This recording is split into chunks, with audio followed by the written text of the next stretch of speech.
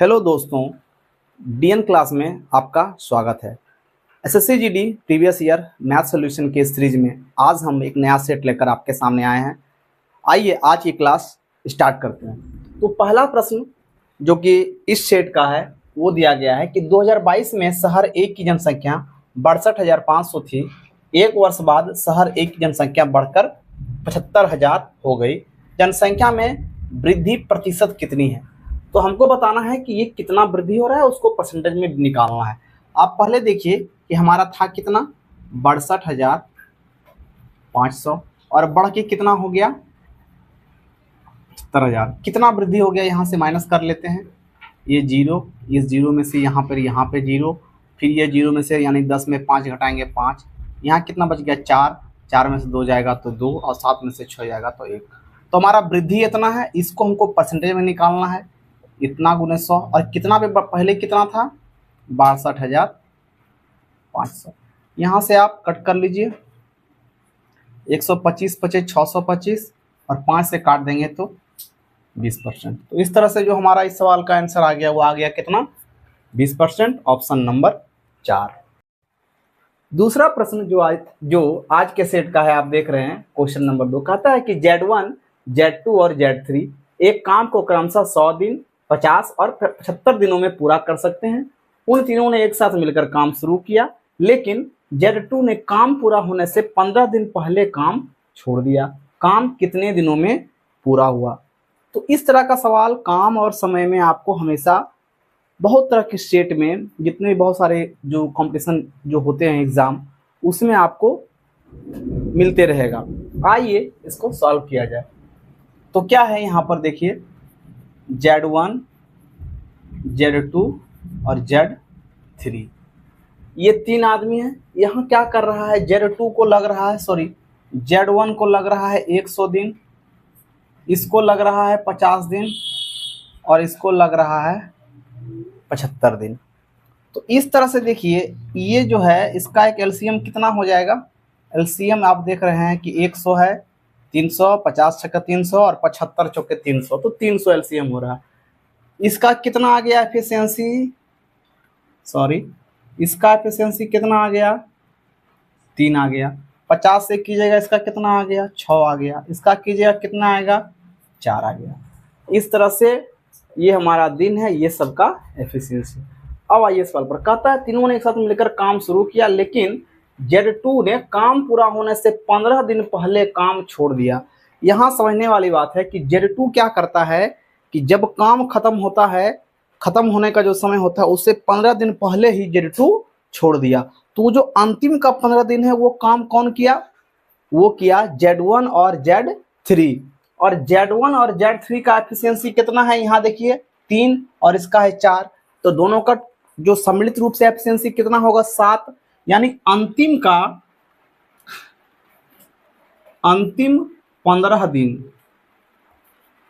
15 दिन का जो कार्य है, अंतिम 15 दिन का यहाँ पर लिख देता हूँ कार्य कौन करता है। Z2 तो अंतिम 15 दिन नहीं किया, वो 15 दिन पहले ही छोड़ दिया। Z1 और Z3 करता है तो 4 और 3 7 के एफिशिएंसी से काम करता है 15 दिन। कितना काम कर लिया 105 काम। टोटल काम कितना था हमारा 300, 300 में 105 कर लिया, कितना बच गया यहाँ घटाइए, यहाँ लिख देते हैं शेष काम कितना हो गया 300 और माइनस 105। 300 में 100 घटाएंगे तो होगा 200, लेकिन 5 और घटाना है तो कितना होगा 195। अब देखिए 195 काम जो है वो हमारा बचा हुआ है। ये कौन करता है? तो यहाँ कहता है कि उन तीनों ने मिलकर काम किया है। 195 काम मिलके किया गया है। उसके बाद जो है Z2 भाग गया, 15 दिन तक वो दोनों कर दिया, उसका हम माइनस कर दिए। तो अब यहाँ पर कौन काम कर रहा है? इस काम को तीनों मिलके कर रहा है। तीनों का जो सम्मिलित रूप से एफिशिएंसी है वो कितना है देखिए।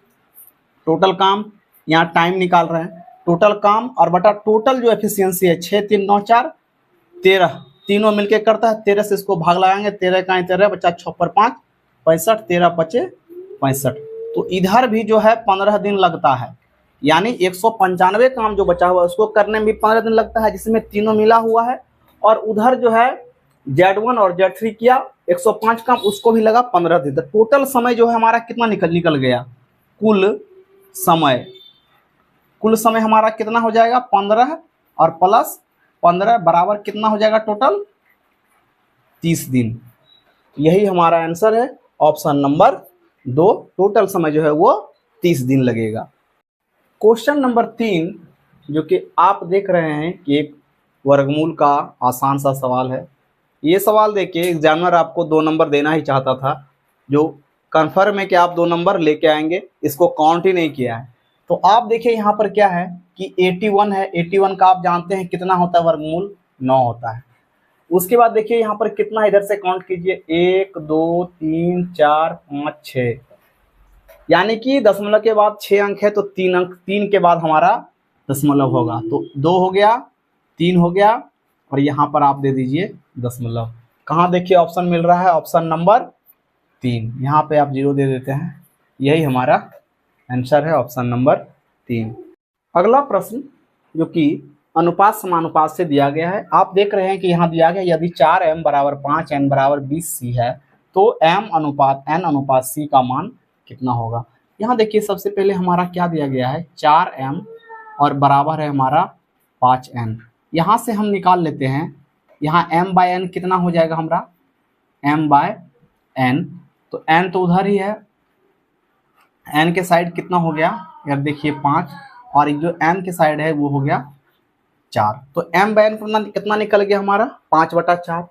उस तरह से हम इस बार 5n बराबर यहाँ पर कितना है हमारा 20c, तो यहाँ से काट दीजिए, यहाँ पर 4 होगा, यहाँ पर 1 होगा अगर कुछ नहीं है तो यहाँ से हमारा n/c कितना हो जाएगा 4:1। अब आइए हमको निकालना है m अनुपात n अनुपात c।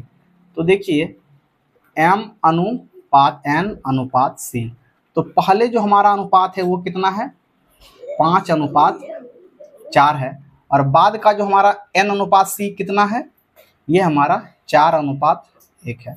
यहाँ से गुना कर दीजिए, यहाँ क्या करते हैं इसको गुना करते हैं, और नहीं तो ये 4 है इसे 4 से बराबर कर लेते हैं। अब सीधा सीधी गुना कर सकते हैं आप, जो मिडिल में है उससे हम जहाँ खाली है उसको भर कर बराबर कर लेते हैं। अब हम सीधा सीधी गुना कर सकते हैं, 4 × 4 हो गया, 4 चौक 16 हो गया और 5 चौक 20 हो गया। अब देखिए यहाँ से काट दीजिए, 4 × 4, 4 चौक 16 और 4 पंचे 20। इस तरह से हमारा जो m अनुपात n अनुपात c का जो अनुपात आ गया वो कितना आ गया 5:4:1, option number C. Question number 5 जो कि हमारा साधारण ब्याज और चक्रवृद्धि ब्याज के अंतर से दिया गया है। आप देख पा रहे हैं, कहता है प्रश्न कि 30% वार्षिक दर से ऋण पर दी गई एक निश्चित धनराशि पर 1 वर्ष के लिए चक्रवृद्धि ब्याज जो कि छमाही संयोजित होता है और 1 वर्ष के लिए साधारण ब्याज के बीच का अंतर जो है वो 337 रुपया 50 पैसा है, वह धनराशि कितनी है। तो अब देखिए 1 साल का जो हमारा साधारण ब्याज है 30% वो तो वही रहेगा, और जो हमारा चक्रवृद्धि ब्याज में छमाही होता है यानी कि पूरा साल में आप देखिए पूरा साल में देना होता है 30%, तो 6 महीना पे कितना देना पड़ेगा, इधर 15 इधर 15, तो इसको हम बोलते हैं इफेक्टिव रेट ऑफ इंटरेस्ट जो होता है ERI, वो कितना हो जाएगा। आपको हम पहले भी वीडियो में बता चुके हैं कि 15 + 15 + 15 × 15/100, तब 15 15 30 हो गया। आप देख रहे हैं प्लस 15 15 का गुना करेंगे 225 और बटा 100 यानी कितना हो जाएगा 2.25 और 30 को जोड़ देंगे कितना हो जाएगा 32.25। तो क्या होता है कि साधारण ब्याज जो है हमारा वो तो 30 रह गया, लेकिन अगर हमारा चक्रवृद्धि ब्याज बोल रहा है और 1 साल का 30 होता, लेकिन ये जो छमाही दे दिया इसलिए 15 15 2 पार्ट में बट गया, तो इसका जो है हर 6 महीना पर कंपाउंडिंग हो रहा है, यानी कि हर 6 महीना पर हम ब्याज की गणना कर रहे हैं। तो क्या होता है ब्याज 1 साल का जब निकालते हैं तो ब्याज बढ़ जाता है। कितना बढ़ गया आप देख रहे हैं कि 30 होना चाहिए था, कितना हो गया 2.25 बढ़ गया। अब ये हमारा चक्रवृद्धि ब्याज का हो गया दर और ये हमारा 30% जो है वो हो गया साधारण ब्याज का। तो दोनों के बीच में अगर दर का डिफरेंस करें तो कितना होता है हमारा 32.25 और माइनस जो है साधारण ब्याज का जो है 30 से बराबर कितना हो गया 2.25%। और ये जो है दर है और यहाँ पर दिया गया है, यानी क्या है कि 2.25% बराबर हमारा कितना होता है, अगर रुपया में देखें तो 337.5 हमको निकालना है ये, यानी 2.25% बराबर इतना है, तो मूलधन जो कि हमारा 100% होता है वो कितना होगा। तो 1% में ये आके बटा हो जाएगा और 100% अगर निकालना है, हम यहाँ सीधा 100% लिख दे रहे हैं, क्या हो जाएगा 337.5 बटा 2.25 और गुना हो जाएगा हमारा 100। अब देखिए यहाँ से हम काट देते हैं, यहाँ पर अगर एक जीरो लगा दें तो ये दशमलव बराबर हो गया, पीछे से पूरा खत्म हो गया। अब यहाँ से हम काटते हैं तो ये स्पष्ट है कि 5 से कट रहा है, काटिए। 5 छके 30, यहाँ बच गया 3, 5 सती 35, यहाँ बच गया 2, 5 बचे 25, कट गया पूरा 5 से। और इसको काटिए, 5 चौक 20, बच गया 2, 5 बचे 25। फिर देखिए हमारा 5 से कट रहा है, 5 इकाई 5, बचेगा 1 पर 7 17, 5 तिया 15, बच गया 2, 5 बचे 25, ये कट गया। 5 नमा 45 और 9 से काटेंगे तो 15 नमा 135, 135, यहाँ पर 0 आ जाएगा। तो इस तरह से जो है पूरा कट गया, क्या बच गया 1 5 0 और इधर पर हमारा 2 0 है। तो इस तरह से जो हमारा मूलधन आ गया वो कितना आ गया 15,000, ऑप्शन नंबर 4। अगला प्रश्न 6 नंबर जो दिया गया है वो दिया गया है हमारा लाभ और हानि से। कहता है कि सुरेश एक कार को 36% की हानि पर बेचता है, क्रय मूल्य और विक्रय मूल्य का अनुपात कितना होगा। अब देखिए यहाँ पर क्या है कि 36% का हानि है, यानी अगर जो सीपी है, सीपी यानी क्रय मूल्य अगर 100 रुपया है और हानि हमारा जो होता है लॉस, ये 36 हो रहा है, यानी कितना में बेच रहा है। अगर 100 रुपया में आप वस्तु को खरीदे और 36% नुकसान में बेच दिया, यानी आपने कितना बेच दिया, इन दोनों को माइनस कर देंगे, वही हमारा विक्रय मूल्य निकल जाएगा। एसपी बराबर कितना हो जाएगा, 10 में से 6 गया 4 और 9 में से 3 गया तो 6। अब देखिए यहाँ पर हमारा क्रय मूल्य है 100 और विक्रय मूल्य हमारा 64 है। कहता है क्रय मूल्य और विक्रय मूल्य का अनुपात ज्ञात कीजिए। तो क्रय मूल्य हमारा 100 है और विक्रय मूल्य हमारा कितना है 64 है। अब यहाँ से कट कर लीजिए, ये देखिए 25 चौके 100 और 16 चौके 64। इस तरह से जो हमारा आंसर आ गया 25 अनुपात 16, ऑप्शन नंबर 3, क्रय मूल्य और विक्रय मूल्य का अनुपात हमारा यही है। क्वेश्चन नंबर 7 जो कि हमारा साधारण ब्याज से दिया गया है। किसी धनराशि पर 7% की वार्षिक साधारण ब्याज दर से 350 का मासिक ब्याज अर्जित करने के लिए आवश्यक धनराशि ज्ञात कीजिए। यहाँ पे एक बात ध्यान देने योग्य है कि 350 का जो है हमको मासिक ब्याज चाहिए, यानी हर महीना हमको 350 रुपये का इंटरेस्ट चाहिए। तो हम कितना पैसा इन्वेस्ट कर दें कि 7% वार्षिक जो दर है उसके हिसाब से हमको 350 का मासिक ब्याज आता रहे। तो 7% वार्षिक है, 7% और बराबर इधर से हमारा क्या हो रहा है कि 350 रुपया है, ये क्या है मासिक है, इसको हमको वार्षिक बना लेना है 12, क्योंकि ये जो दर दिया गया है ये वार्षिक दर है। अब देखिए 7% बराबर इतना, तो 100% बराबर कितना, यही हमारा हो जाएगा मूलधन। तो यहाँ से काट सकते हैं आप, 7% बराबर कितना हो गया 7 × 5 = 35, यहाँ पर 0। तो आप देखिए 1% बराबर कितना हो गया 12 × 5 = 60, 600। 100% करेंगे अगर क्या होगा, इधर डबल 0 लगा यानी 100 से गुना किए, उधर भी 100 से गुना कर दीजिए, कितना हो गया 60,000। तो इस तरह से हमारा जो इस प्रश्न का आंसर हुआ वो कितना हुआ, ऑप्शन नंबर 3, 60,000 रुपया। क्वेश्चन नंबर 8 जो कि हमारा अनुपात समानुपात से दिया गया है। यदि 70,000 रुपये को ए, बी और सी के बीच इस प्रकार बांटा जाता है कि ए अनुपात बी बराबर 2:3 है और बी अनुपात सी बराबर 4:5 होता हो, तो इसमें ए का हिस्सा कितना है। आइए देखते हैं। यहाँ हम देख रहे हैं कि ए अनुपात बी बराबर हमारा 2:3 है और बी अनुपात सी बराबर हमारा है 4:5। यहाँ से हम ए अनुपात बी अनुपात सी ज्ञात कर लेते हैं। क्या करेंगे, 5 तिया कितना हो जाएगा 15, उसके बाद ऐसे गुना करते हैं, 4 तिया कितना हो जाएगा 12, उसके बाद सामने गुना करते हैं 8। तो ए, बी और सी का अनुपात जो हो गया कितना हो गया, 8 हो गया, 12 हो गया और 15 हो गया। हमको किसका हिस्सा ज्ञात करना है, ए का। टोटल पैसा कितना है, 70,000। तो टोटल जो है 70,000 गुना ए का ज्ञात करना है, रेशियो में 8 है और टोटल जोड़ के नीचे, तो 12, 8, 20 और 15 कितना हो जाएगा हमारा, 35। 35 से देखिए काट दीजिए, 2 बार में 70 कट गया, कितना आ गया, 1, 2, 3 दे दीजिए यहाँ पर, इस तरह से पूरा कट गया और कितना आ गया, 2000 को 8 से गुना करेंगे कितना हो जाएगा हमारा 16,000। Option number 4। क्वेश्चन नंबर 9 जो कि आपके सामने है, आप देख रहे हैं यहाँ पर दिया गया है कि 58 पर पावर 29 है को 5 से भाग देने पर शेषफल क्या होगा। आइए देखते हैं।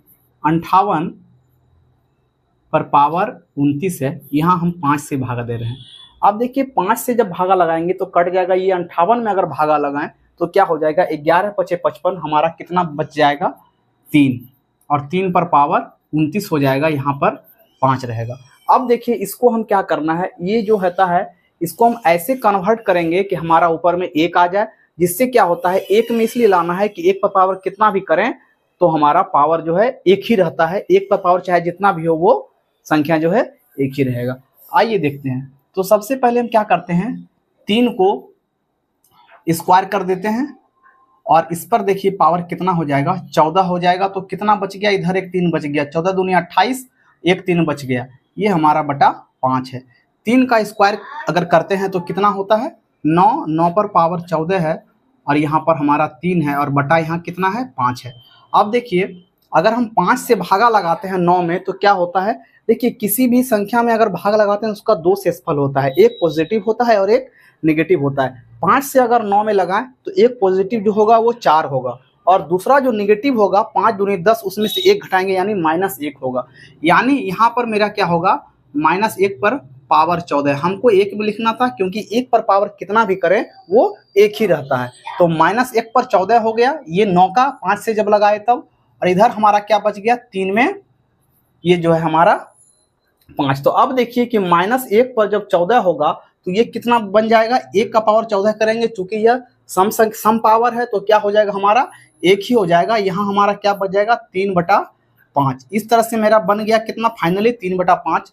तो जब भाजक बड़ा हो और हमारा भाज्य छोटा हो तो जो ऊपर वाला होता है वही शेष हो जाता है हमारा। इस तरह से जो हमारा रिमाइंडर आया वो कितना आ गया 3, और इस प्रश्न का आंसर यही है, ऑप्शन नंबर 4। क्वेश्चन नंबर 10 जो कि आप देख रहे हैं हमारा औसत से दिया गया है, कहता है कि प्रथम 31 विषम संख्याओं का औसत कितना है। आप देखिए कि क्या होता है, ये बहुत आसान सा सवाल है कि पहला जो विषम संख्या हमारा 1 हो गया, फिर 3 हो गया और फिर 5 हो गया। यहाँ से हम औसत निकालते हैं, देखिए क्या हो रहा है, कितना हो जाएगा 5 3 8 1 9, और नीचे में कितना हो गया 3 संख्या है तो बटा 3 बराबर कितना हो गया 3। ये मैंने आपको इसलिए बताया कि आप देख रहे हैं कि प्रथम 3 का हमने निकाला और कितना हो गया, औसत 3 हुआ। अब हम 4 निकाल के दिखाते हैं, 1 + 3 + 5 और प्लस क्या होता है 7। इसको जोड़ेंगे आप कितना होगा, 7 5 12 3 15 1 16, और इस बार 4 का है तो 4 से भाग लगाएंगे, कितना आ रहा है 4। तो आप देख रहे हैं कि यहाँ पर क्या हो रहा है, प्रथम 3 का निकाले तो औसत 3, प्रथम 4 का निकाले तो औसत 4। तो प्रथम 31 विषम संख्या का अगर हम निकालेंगे तो क्या होगा, औसत जो है वही रहता है। अगर हम विषम संख्या का कंटिन्यू निकालते हैं 1 से लेके प्रथम कहने का मतलब हुआ कि 1 से स्टार्ट करेंगे, उसके बाद जो विषम संख्या आएगा 3 आएगा, 5 आएगा, 7 आएगा, 9 आएगा, 11 आएगा। तो प्रथम से अगर स्टार्ट करते हैं और जितना का हमको निकालने बोलता है वो जो औसत होगा वही संख्या होगा। तो प्रथम 31 था तो हमारा कितना हो जाएगा, इसका आंसर 31 ही औसत होगा। अभी आपने देखा प्रथम 3 तो औसत 3, प्रथम 4 तो औसत 4, उस तरह से प्रथम 31 तो औसत 31, यही हमारा आंसर है। क्वेश्चन नंबर 11 जो कि हमारा क्षेत्रफल से दिया गया है, यहाँ कहता है कि एक अर्धगोले का व्यास 21 सेंटीमीटर है, अर्धगोले का कुल पृष्ठीय क्षेत्रफल कितना होगा। आप देखते हैं कि अर्धगोला का जो आकार है वो हमारा इस टाइप का होता है, ये जो एक कटोरा हमारा होता है वही हमारा अर्धगोला है। तो आप समझिए ये पूरे गोले का जो क्षेत्रफल होता है वो होता है 4πr²। तो आधा का कितना हो जाएगा 2πr², 2πr² प्लस, अब देखिए इसमें क्या है, ये आप देख रहे हैं ये जो है ये हमारा ये एक सर्कल बन रहा है, जो कि जब गोला पूरा रहता है तो ये नहीं होता है, क्योंकि ये जो कोर है वो जब गोला को काट देंगे आधा गोला बनेगा तब होगा। तो ये एक सर्कल है, तो सर्कल का क्या होता है एरिया πr², तो πr² इसमें और ऐड कर देंगे, टोटल कितना हो जाएगा 2πr² प्लस πr², 3πr²। तो यही होता है हमारा अर्धगोले का कुल पृष्ठ क्षेत्रफल। अर्धगोले का यहां लिख देते हैं, अर्धगोले का कुल पृष्ठ क्षेत्रफल बराबर कितना हो गया हमारा 3πr²। अब आइए देखते हैं, पाई का वैल्यू पता है 22/7, आर यहाँ देखिए व्यास पता है, तो व्यास का आधा जो होता है ये जो होता है ये टोटल हमारा व्यास है, और इसका जो आधा होता है ये होता है हमारा, या ऐसे खींचे आप, ये होता है यही आर होता है, ये हमारा कितना हो जाएगा, व्यास का आधा होता है हमारा त्रिज्या यानी रेडियस, यानी r² मतलब 21/2 गुना 21/2। यहाँ से आप देखिए काट सकते हैं, 7 या 21, 2 से काट दीजिए, यहाँ 11, सबको गुना कर दीजिए, उसका आधा कर दीजिए, ये कितना हो गया हमारा 11 तिया 33 तिया 99 और गुना हमारा 21 और बटा 2। यहाँ सॉल्व करते हैं, 21 को 100 से गुना कर दीजिएगा, कितना हो जाएगा 2100 और माइनस 21 कर दीजिएगा, गुना हो गया बटा 2। 2100 में 21 घटाएंगे कितना होगा, 2100 में अगर 20 घटाते हैं तो हमारा कितना हो जाएगा 2080, और एक और घटाना है तो कितना हो जाएगा 2079/2। यहाँ से हम भाग लगाते हैं, ये तो 2000 में लगाएंगे तो 1000 आएगा, और 79 का आधा कितना हो जाएगा हमारा, 80 का आधा होता है 40, तो कितना हो जाएगा 39। देखिए यहाँ पे आ रहा है हमारा, यानी 1039.5 सेंटीमीटर²। यही हमारा आंसर होगा, ऑप्शन नंबर। क्वेश्चन नंबर 12 जो कहता है कि 4 घंटियां 6, 8, 9 और 10 सेकंड के अंतराल पर बजती है, सभी घंटियां एक ही समय पर बजती है, कितने मिनट के बाद वे पुनः एक साथ बजेगी। तो क्या करते हैं हम, ये 6, 8, 9 और 10 का हम पहले एलसीएम ले लेते हैं, 6, 8, 9 और 10। अब देखिए 2 से करते हैं, 2 तिया 6, यहाँ पर 4 हो जाएगा, यहाँ पर 9 हो जाएगा, यहाँ पर 5 हो जाएगा। इस बार 3 से होगा, 3 इकाई 3, यहाँ पर 4 हो जाएगा, यहाँ पर 3 हो जाएगा, यहाँ पर 5 हो जाएगा। अब किसी से नहीं आ रहा, तो यहाँ पर हम देख रहे हैं कितना हो रहा है, 5 तिया 15 चौक 60 तिया 180 दूनी 360 सेकेंड के बाद, 360 सेकेंड के बाद पुनः जो है वो एक साथ बजेगी। तो 360 सेकेंड है, हमसे यहाँ सारा आंसर मिनट में दिया गया है, तो हम क्या करेंगे, इसको मिनट में कन्वर्ट कर लेंगे। 360/60 यहाँ से देखिए कटेगा, कितना आ जाएगा आंसर, 6 मिनट के बाद वह पुनः जो है एक साथ बजेंगी, ऑप्शन नंबर 1। आप देख रहे हैं जो अगला सवाल है हमारा, ये काम समय से दिया गया है कि अमन एक काम 28 दिन में कर सकता है, वह कुल काम का कितना भाग 8 दिनों में पूरा कर सकता है। अब ये टोटल काम करता है 28 दिन में, तो एक दिन में कितना कर लेगा उसका 28वां भाग, 1/28 हो जाएगा एक दिन का, और कहता है 8 दिनों में, तो इसमें 8 गुना कर दीजिए, कितना हो जाएगा 2 चौक 8 और 7 चौक 28। इस तरह से वो एक दिन में जो है वो 8 दिन में जो है काम का 2/7 भाग वो पूरा कर लेगा, ऑप्शन नंबर 4। सवाल नंबर 14 आप देख रहे हैं कि हमारा लाभ और हानि से दिया गया है। एक वस्तु का अंकित मूल्य 640 रुपया है, यदि उस वस्तु पर 37.5% की छूट दी जाती है तो वस्तु का विक्रय मूल्य कितना होगा, ये हमको ज्ञात करना है। अब देखिए टोटल जो हमारा अंकित मूल्य है वो 640 रुपया है, 37.5% हमको डिस्काउंट मिला है। तो आप यहाँ से देखिए, इसको हम सोच के थॉट प्रोसेस से बनाने का प्रयास करते हैं। 640 से इसका 10% कितना हो जाएगा 64 रुपया, 64 को 10 से गुना करेंगे 640 100%, 10% कितना हो जाएगा 1/10 यानी 64 रुपया। तो 10% हमारा जो है वो कितना हो गया, 64 रुपये के बराबर है। यहाँ देखिए हमारा टोटल कितना है, ध्यान रखिएगा कितना डिस्काउंट दे रहा है, 37.5%। 37 को देखिए हम अलग कर देते हैं, 30% और प्लस 7.5%।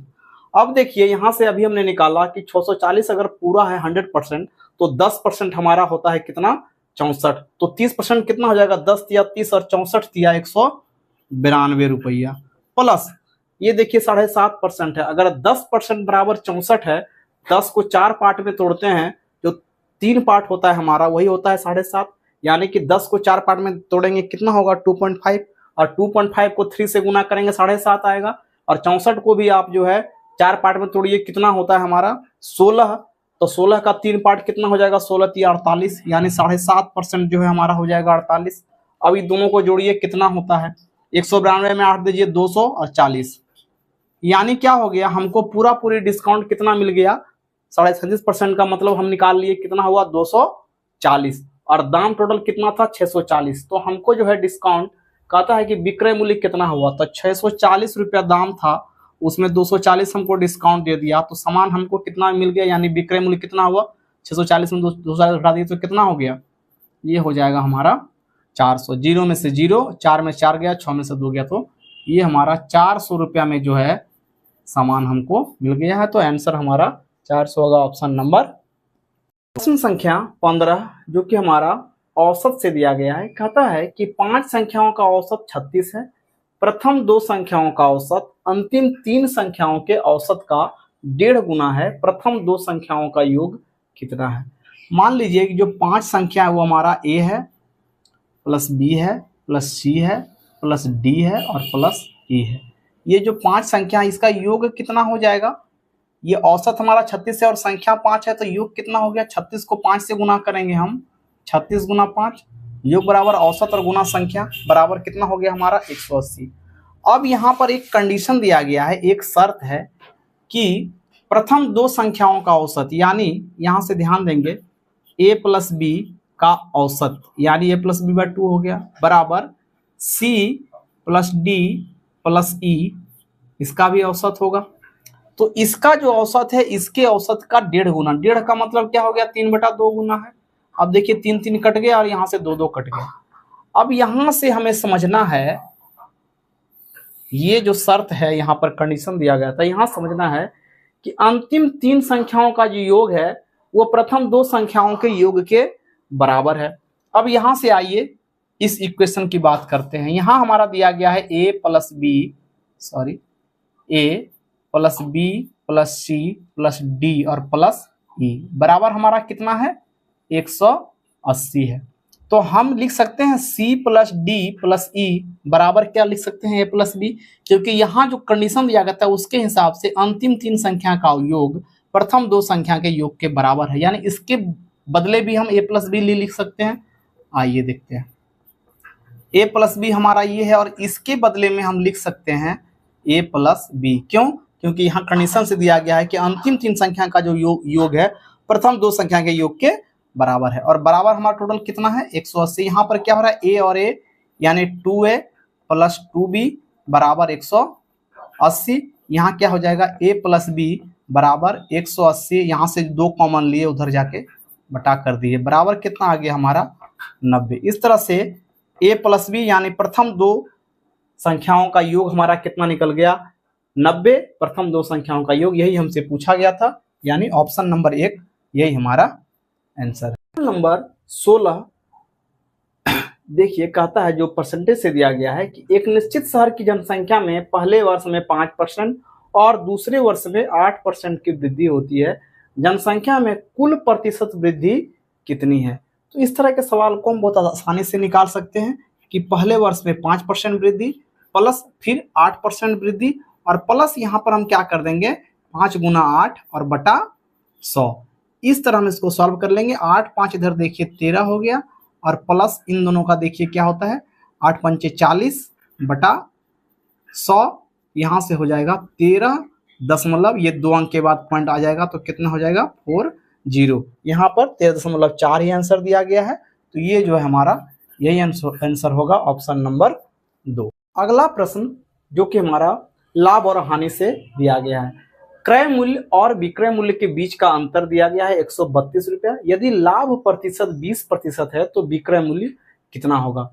आप देखिए क्रय मूल्य और विक्रय मूल्य का जो अंतर होता है वही हमारा लाभ होता है, और लाभ प्रतिशत भी यहाँ दिया गया है हमारा 20, यानी कि प्रतिशत में भी हमारा दिया गया है लाभ, और जो संख्या है उसमें भी दिया गया है। तो इसका मतलब हुआ कि जो 20% है ये जो है बराबर है कितना, 132। अब देखिए हमें निकालना है विक्रय मूल्य। अगर कोई वस्तु 20% लाभ पर बेची जा रही है, इसका मतलब विक्रय मूल्य क्या हो गया, 120%। क्रय मूल्य का 120%। 20% हानि पर बेची जा रही है, इसका मतलब क्रय मूल्य के 80% पर वस्तु बेची जा रही है। अब देखिए यहाँ पर 20% बराबर 132 हमें पता है, हमें निकालना है विक्रय मूल्य, और हमको पता है कि लाभ जो है 20% हो रहा है, यानी वस्तु को जो बेचा गया है 120% पर बेचा गया है। तो अगर 20% बराबर 132 है तो 120% बराबर कितना है, ये अगर हम निकालते हैं तो हमारा विक्रय मूल्य निकल जाता है। तो 20% बराबर 132, तो 120% निकालने के लिए क्या करना पड़ेगा हमें, 132 बटा 20 करेंगे, 1% हो गया, हमें निकालना है 120%, 120 से गुना कर देंगे। यहां से देखिए हम काट रहे हैं, 6 बार में कट गया, यहां से गुना कर देंगे, 6 दूनी 12 को 2, बाकी 1, 13 6 78, 1 79। तो इस तरह से हमारा जो विक्रय मूल्य है वो निकल गया, जो कि 120% है, 792, ऑप्शन नंबर 1। क्वेश्चन नंबर 18 जो कि लघुत्तम समावर्ती बताना है इसमें। अब देखिए हमारे सामने 3 गुणनखंड दिया गया है, 2 पर पावर 4 इंटू 3 पर क्यूब। अगला है 2 पर पावर 5 गुना 3 का स्क्वायर। इसके बाद है 2 पर पावर 5 गुना 3 पर पावर 6। हमें जो है एलसीएम ज्ञात करना है। अब देखिए एलसीएम में क्या होता है कि पहले तो जो तीनों में कॉमन हो उसको लिखते हैं, और जिसका पावर जो है जो कॉमन है उसका पावर जो जिसका सबसे ज्यादा है वो होता है हमारा एलसीएम। इसके अपोजिट एचसीएफ में क्या होता है, जो कॉमन हो और जिसका पावर सबसे कम होता है वो होता है हमारा एचसीएफ। अंतर दोनों में क्या है कि एलसीएम में जो बच जाता है उसको भी हम काउंट कर लेते हैं, और एचसीएफ में जो सिर्फ वही लेते हैं जो हमारा कॉमन है, जो बचा हुआ है उसको उसमें छोड़ देते हैं। आइए सवाल पे आते हैं। यहाँ पे हम देख रहे हैं कि यहाँ भी 2 है, यहाँ भी 2 है, यहाँ भी 2 है, यानी 2 जो है तीनों में कॉमन है, लेकिन हमें क्या लेना है, जिसका पावर सबसे ज्यादा हो। तो क्या होगा, यहाँ पर 4 है, यहाँ पर 5 है, यहाँ पर 5 है, यानी 2 पर पावर 5 हमारा निकल गया, 2 का काम हो गया। यहाँ भी देख रहे हैं कि 3 है, 3 है, 3 है, यानी यहाँ भी 3 है, तो 3 तो लिखेंगे ही। इसके बाद क्या देखेंगे, इसमें जो जिसका पावर सबसे ज्यादा हो, तो यहाँ पे 3 है, यहाँ पर 2 है, यहाँ पर 6, तो स्पष्ट हो गया कि यहाँ पर 2 का पावर 5 और 3 का पावर 6, यही हमारा आंसर होगा। ये जो गुणनखंड दिया गया है इसका एलसीएम यही होगा। ऑप्शन से मैच कर लेते हैं, 2 पर पावर 5, 3 का पावर 6, ऑप्शन नंबर 1। अगला प्रश्न जो कि हमारा लाभ हानि से दिया गया है कि एक खिलौने का वास्तविक मूल्य 25 रुपये है, लेकिन यह 30% की छूट के साथ सेल में बेचा जाता है, खिलौने का विक्रय मूल्य कितना होगा। अब 30% आपको छूट दे दिया, यानी आपसे लिया कितना, 70%। 25 का 70% कर देंगे, वही हमारा आंसर होगा। 25 को 7 से गुना करेंगे, 175, 17.5 रुपया। तो यहीं से हमारा आंसर स्पष्ट है। आइए देख लेते हैं। 30% डिस्काउंट दिया, यानी सामान हमको 25 रुपए का था, कितना में दे दिया, 70% में हमें दे दिया। काट दीजिए, 25 को 7 से गुना करेंगे, कितना हो जाएगा, 175, और नीचे 0 है तो 1 दशमलव के बाद, 1 अंक के बाद दशमलव, यही हो गया हमारा आंसर। ऑप्शन से देख लेते हैं, ऑप्शन नंबर 2, यही हमारा आंसर है। आज के सेट का अंतिम सवाल जो कि समय और दूरी से दिया गया है। 2 कारें एक ही बिंदु से चलना शुरू करती है, एक दूसरे से विपरीत दिशाओं में यात्रा करती है। यदि एक कार 40 किलोमीटर प्रति घंटा और दूसरी कार 50 किलोमीटर प्रति घंटा की चाल से चलती है, तो 5 घंटे बाद वे दोनों एक दूसरे से कितनी दूरी पर होंगे। अब देखिए ये एक बिंदु है, यहाँ से एक इधर जा रही है और यहीं से एक इधर जा रही है। एक का स्पीड 40 किलोमीटर प्रति घंटा है और दूसरे का 50 किलोमीटर प्रति घंटा है। तो आप यहाँ समझिए कि एक 40 तय किया और एक 50 तक तय किया 1 घंटा में, यानी 1 घंटा में टोटल दोनों का जो डिफरेंस है वो कितना हो गया 90। और इस तरह से 5 घंटा में तय करना है तो कितना करेगा, 90 को 5 से गुना कर देंगे 450, तो 450 किलोमीटर हमारा जो आंसर है वो आ गया। अब यहाँ देखते हैं क्या होता है जब कोई भी चलायमान वस्तु, कोई भी व्यक्ति हो, ट्रेन हो, जो भी हो, अगर वो एक दूसरे के विपरीत जाती है, तो क्या होता है, दोनों का चाल जो होता है वो आपस में जुटता है। और अगर एक साथ जाती है यानी दोनों समांतर जाती है तो दोनों का चाल आपस में घटता है। यहाँ प्रश्न से ही स्पष्ट है कि दोनों विपरीत जा रही है। यहाँ से स्टार्ट हुआ एक घंटा में 50 तय किया और यहाँ से स्टार्ट हुआ एक घंटा में 40 तय किया, यानी दोनों 1 घंटा के बाद दोनों का बीच का आपस का दूरी कितना हो गया 90। कहता है 5 घंटा में बताना है तो 90 को 5 से गुना कर दीजिए, कितना होगा, 90 को 5 से गुना करेंगे तो 450 किलोमीटर की दूरी पर होंगे ये 5 घंटा बाद। तो इस तरह से आज हम लोगों ने SSC GD previous year math solution के सीरीज में आज एक नए सेट का सॉल्यूशन देखा।